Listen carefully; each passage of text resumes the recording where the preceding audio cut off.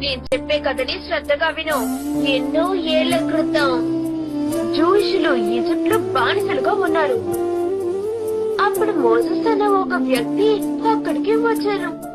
మీరు అనవసరంగా వాళ్ళకి సేవ చేయక్కర్లేదని వాళ్ళని వెనక్కి తీసుకువెళ్లిపోయారు. కానీ ఈజిప్ట్ రాజుకి ఇది అస్సలు నచ్చలేదు.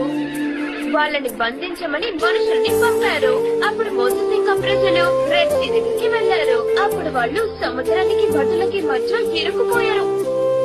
అక్కడి నుంచి ఎలా వెళ్లాలో ఆలోచించి ఒక నిర్ణయానికి వచ్చారు. అప్పుడే మోసెస్ కు ఉపాయం తట్టింది. సముద్రపు ఒడ్డున నుంచుని తనకి దారివ్వమని అడిగారు. మరుక్షణమే మోసెస్ కి అతని ప్రజలకి అవతల ఒడ్డుకి వెళ్లడానికి చక్కని దారి ఏర్పడింది. బదులు కూడా వదలకుండా అనుసరించారు. కానీ సముద్రం వారి భరతం పట్టింది, ఉప్పు తిప్పలు పెట్టింది. దుష్టులందరూ పెద్దగా కేకలు పెడుతూ మునిగిపోయారు.